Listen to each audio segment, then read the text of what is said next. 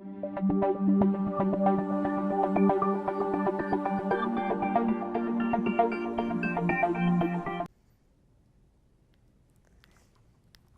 right, let's finish it up. Let's finish graphing the last two trig functions, cosecant and secant. Again, you have no idea what they look like, so I'm going to go back and say, if you're never sure what they look like, let's look them up by setting up a t-table. I set up the t-tables already, and I chose the angle measurements because I know what it looks like. To graph both cosecant and secant the first time, we're just going to use angles that are quadrantal. So to look these values up, we're going to go to our unit circle, which we have memorized since the beginning of this course. 1, 0, 0, 1, negative 1, 0, 0, negative 1. We also know how to look up each of these trig functions because they're reciprocals of another trig function. So let's start with cosecant.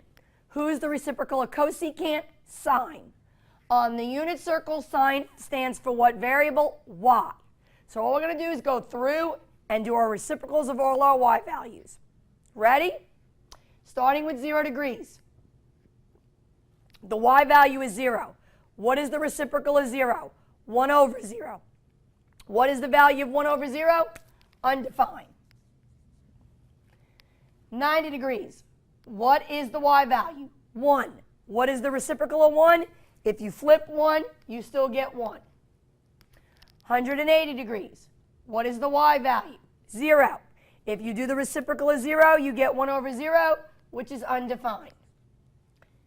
270 degrees. What is the y value? Negative 1. If you do the reciprocal of negative 1, it will stay negative 1.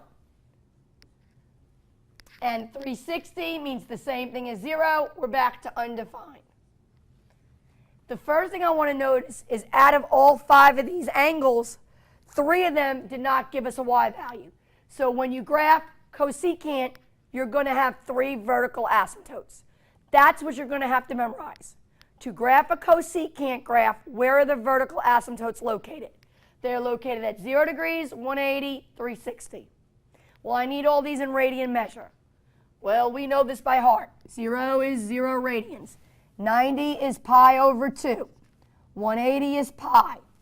270 would be 3 90s. That's why it's 3 pi over 2. 360 is 2 pi. By now, you should have those angle measurements memorized in radians. So let's label 90, 180, 270, 360. My highest y value is 1 on this table, and my lowest y value is negative 1. Everybody's good? All right. Let's draw in our vertical asymptotes. So there's one here at 0 degrees or 0 radians. There's one here at 180, which is pi radians. There's one here at 360, which is 2 pi radians. Okay, we have 2 points to plot. At 90 degrees, we're at 1. And at 270, we're at negative 1. Now, you're going to say, well, what happens in between these asymptotes? I could sit here and extend this t-table and pick more values. I could pick x is 30, 45, and 60, and pick 120, 135, 150, and sub those in and get those values and plot the points. But I'm going to show you a cool trick. Who is cosecant the reciprocal of?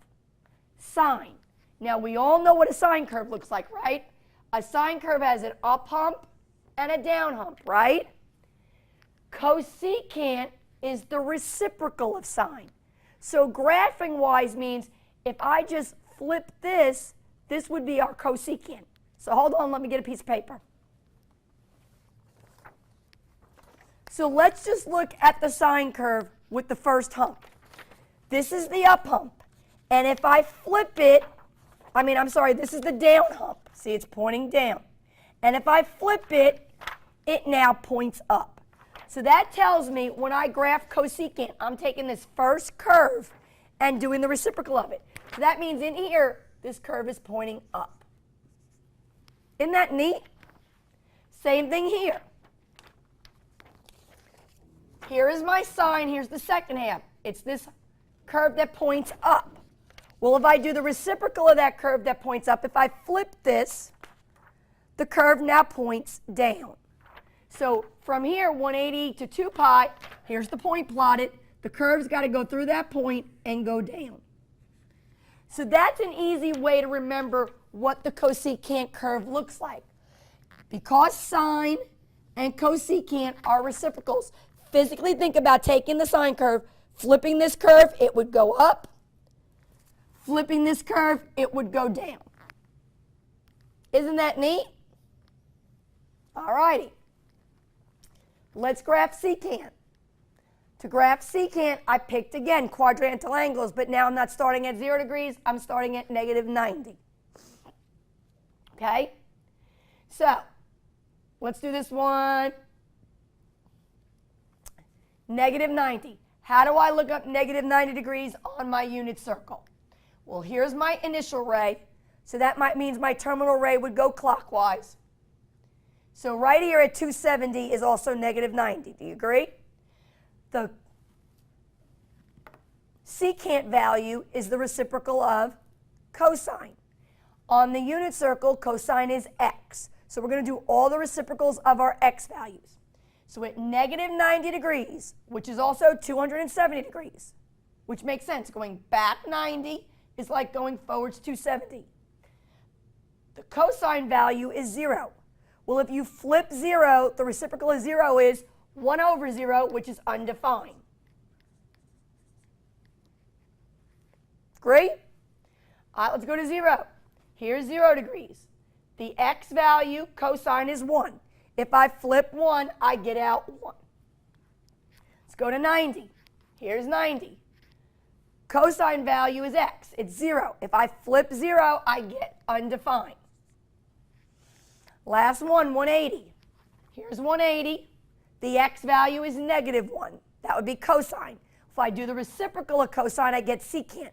What's the reciprocal of -1? Also -1. So again, secant and cosecant look a lot alike. Cosecant had 3 asymptotes. Secant has 3 asymptotes. But everybody look closely. Are they in the same location? No, they're not. So this is what you're going to have to go home and memorize. For cosecant, the asymptotes are at 0, 180, 360. For secant, the asymptotes are at -90, 90, and 270. So we're going to mark that. We're going to get our radians. So -pi/2, 0, pi/2, pi, 3 pi/2. So let me label my x-axis with my radians. 0. All right. There's my x-axis label. My y-axis, my y values, the highest one is 1, and the lowest one is -1. Everybody's good? So now we're going to graph. So the first thing we're going to put in is our asymptotes. So for secant, the asymptotes are at -90, +90, and 270. So we can't cross. The curve cannot cross. The curve's got to be physically in between those asymptotes. All right, our 2 points to plot. We have a point at 0, 1, and we have a point at 180, -1. Now again, the only way to figure, well, not the only way, let me rephrase that. The quickest way to figure out which way the curves are going to go in between those asymptotes is to think about the concept of reciprocals. Who's the reciprocal of secant? Cosine. So look at me. Under here, I'm going to draw a cosine curve. Okay?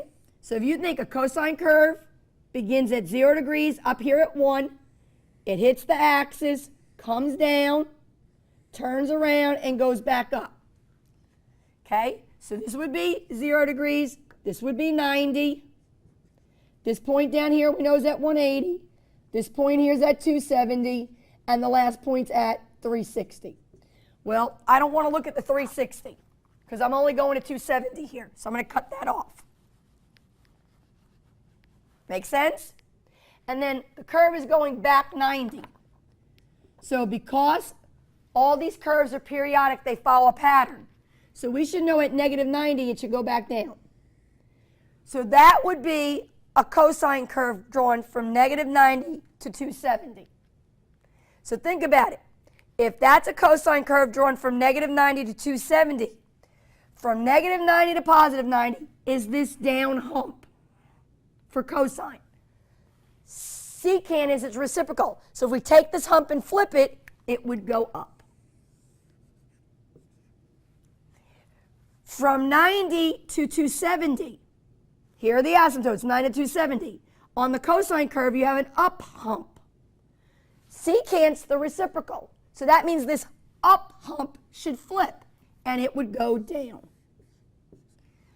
So what I want you to notice is the cosecant graph and the secant graph look almost identical. The major difference is the location of the asymptotes. So that's the first thing you're going to have to go home and memorize. You have to know what the original parent function's location was. For cosecant, the asymptotes are at 0, 180, 360. For secant, the asymptotes are at negative 90, 90, 270. They both have an up curve and a down curve. Both of those curves start at 1 and go up, start at negative 1 and go down. So again, for both of these trig functions, there is no amplitude, there is no height. Because if this curve is pointing up, it's going all the way to positive infinity, and if this curve is pointing down, it's going all the way to negative infinity. So there's no amplitude with cosecant or secant. Everybody make sense of that? The period. Both of these curves are considered the cosecant graph. Both of these curves are considered the secant graph. So how many degrees does it make you need to make these curves? To make the two curves, you go between 0 and 360. So the period here is 360. To make these two curves, you start at negative 90 and go to 270. Well, 90 and another 270 is 360. So just like cosine and sine and cosine, you need 360 degrees to make the curve. For secant and cosecant, you need the 360 degrees. Because all you're doing is taking the sine and cosine curve and flipping them. Okay? So the period for all those functions and their reciprocals is the same. Everybody's good with that? All right, so you're going to go home and memorize cosecant, up hump, down hump, asymptote 0, 180, 360.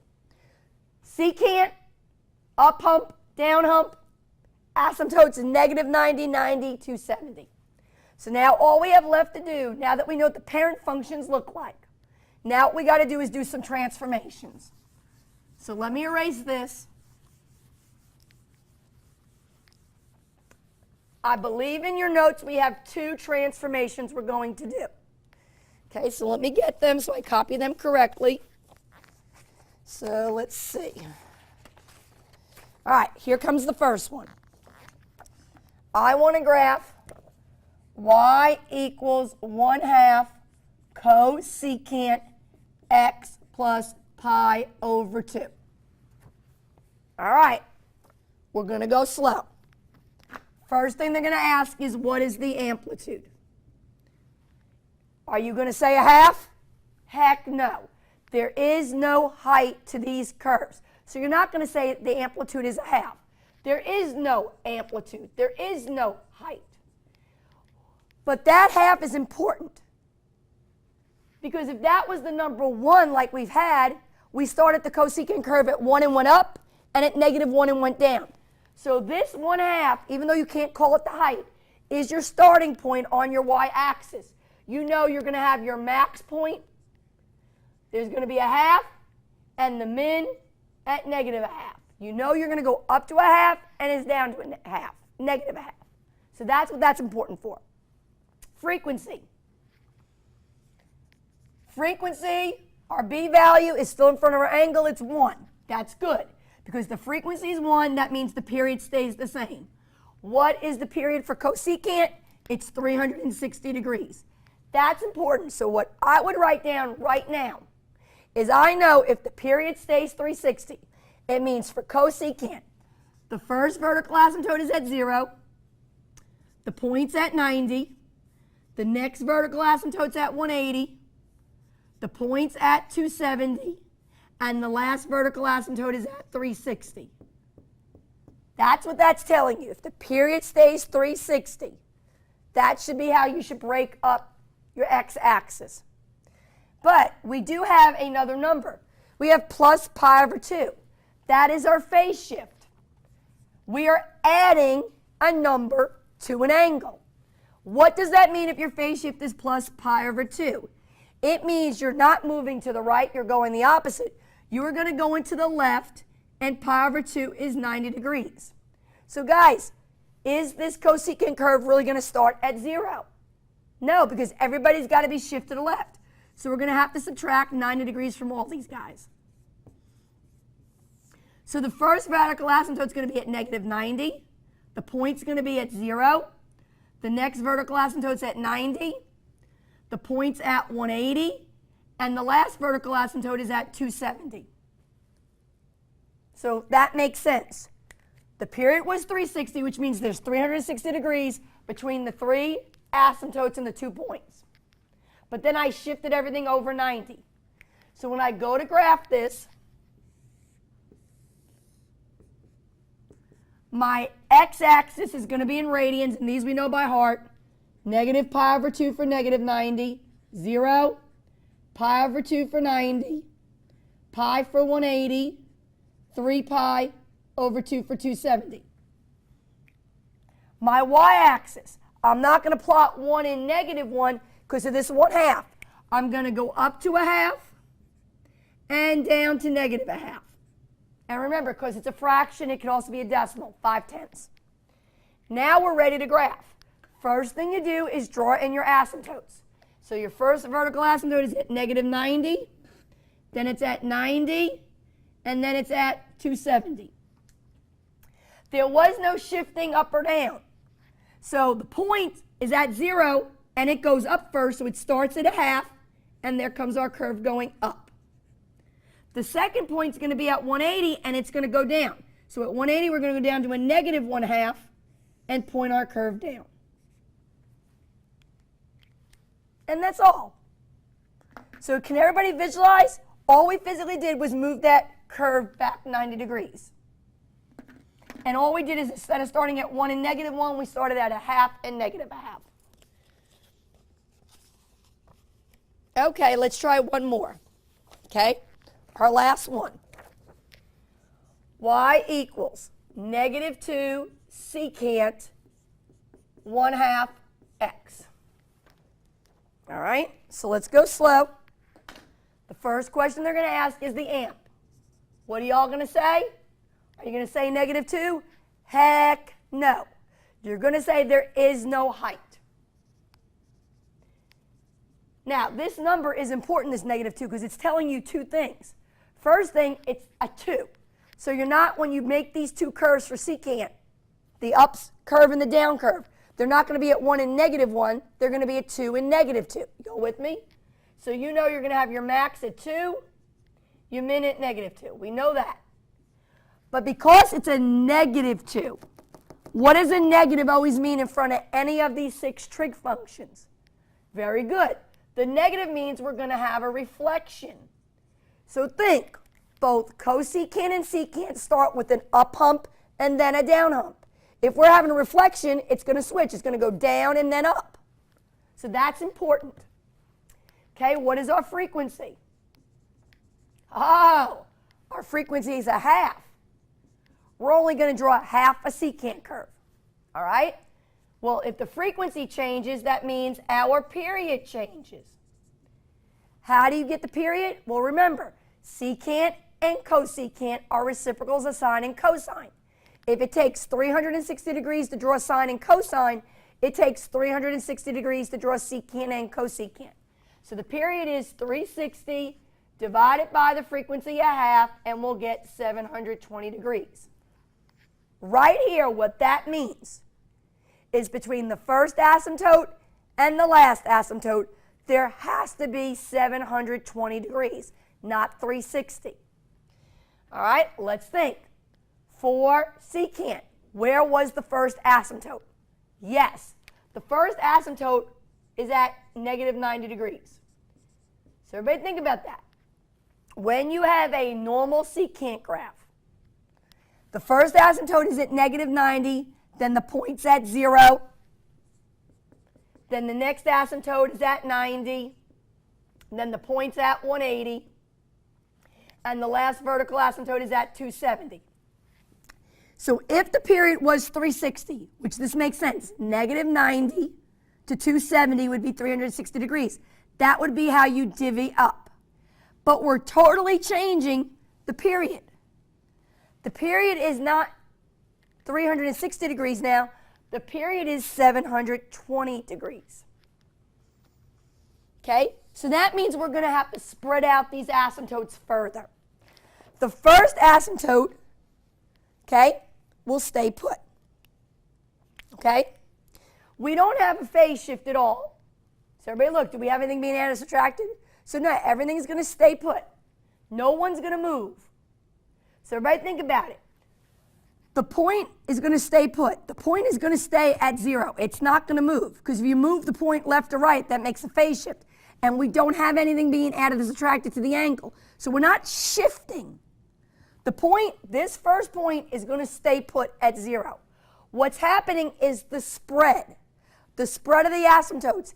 If you're going from here to here, we should have 720 degrees.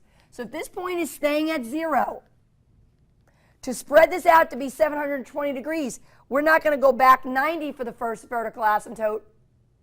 We're going to go back to 180. And then this asymptote would not be ahead 90, it would be ahead 180. Because think about it. Between negative 180 and positive 180 is 360 degrees. Now that's only half of the secant. So the other half would be, if this is 180 and the next asymptote's 100, okay, there's 360 degrees apart, right? From negative 180 to positive 180 is 360 degrees. Here to here is 180, here's the 180. So if we add another 180, this point's going to be at 360. If we add another 180, this point's going to be at 540. Think about this. Going back 180 degrees and going ahead of 540 degrees would be 720. So what I want to make sure you understand is when you're doing a change in the frequency, which affects the period, there was no shifting here. The points should not move. So on the original secant, the point's at 0. I left the point there at 0. I didn't move it. I didn't shift it. All I did is the spread of the asymptotes have to be more. Right now, the spread of the asymptotes on the original secant are 180, 180. And 180 and 180 adds to 360. Now I need the spread of the asymptotes to be a total of 720. So if that's my original point, that's 360. That's another 360. 360 and 360 means, yes, my period's 720. So that's hard to understand. Again, we have no phase shift. Nothing's moving. Nor do we have a vertical shift. There's no number being added or subtracted. So all we have to do is graph. So we'll draw our XY axis. These are now our radians. So we're going to start at negative 180, go to 0, positive 180, 360, and 540. And you're going to say, oh my, I don't know what 540 is in radians. Well, follow the pattern. This is 1 pi, this is 2 pi, so this has got to be 3 pi. Okay? Now, your vertical asymptotes are at negative 180,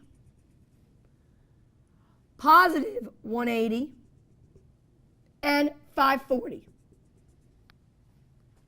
Which means your points are still going to be at 0 degrees or 0 radians. We didn't shift it.